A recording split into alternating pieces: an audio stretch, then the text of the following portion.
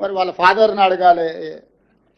ఎందుకనంటే ఎవరికి ఏం మంచి పెట్టిండో వాళ్ళ ఫాదర్కి తెలుసు కదా. లేకపోతే వారే వెళ్ళి ఘోష్ గారికి నివేదిక ఇచ్చేది ఉండే, ఇంకో ఇందులో మా ఫాదర్తో వీళ్ళందరూ కుమ్ముక్కై ఉన్నారు, మా బావ హరీష్ రావు గారు వీళ్ళతో కమిషన్లు పొందిండు, వీళ్ళందరూ తోడు దొంగలు గూడు పుటాన్ని చేసిందని కవిత గారు ఘోష్ కమిటీకి ఒక కంప్లైంట్ ఇచ్చినుంటే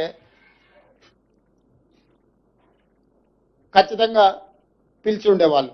ఇప్పుడు కమిషన్ నివేదిక ఇచ్చిన తర్వాత ఎవరిని ప్రశ్నిస్తుంది?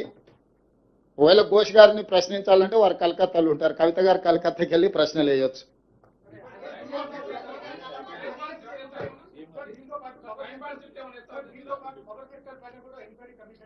ఉన్నది ఈ రోజు. ఇప్పుడు రాహుల్ దీనికి కన్ఫైన్ అవుదాం.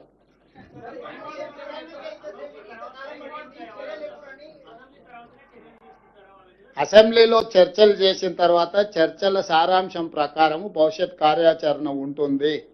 మీకు స్పష్టంగా చెప్పడం కోసమే మీ ఊహాజనితమైన కథనాలకు కానీ ఊహాజనితమైన ప్రశ్నలకు తావు లేకుండా ఉండడానికే కమిషన్ రిపోర్ట్ ఇచ్చిన 4 రోజుల్లోనే మంత్రివర్గ సమావేశాన్ని ఏర్పాటు చేసి మంత్రివర్గ సమావేశం ఆ నివేదికను ఆమోదించి ఆ నివేదికలో ఉన్న సారాంశాన్ని నిక్షిప్తంగా మీడియా మిత్రులకు అందరూ కూడా కంప్లీట్గా ఇన్ డీటెయిల్ ఒక పవర్ పాయింట్ ప్రజెంటేషన్ ద్వారా మీకు వివరించడం జరిగింది.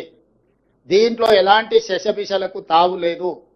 నివేదిక సారాంశాన్ని సూచనల్ని తప్పకుండా ఈ ప్రభుత్వం పాటిస్తుంది.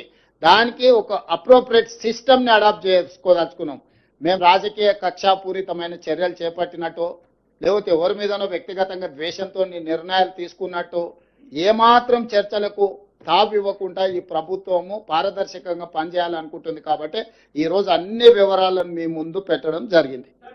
Subscribe us and press the bell icon for more interesting updates.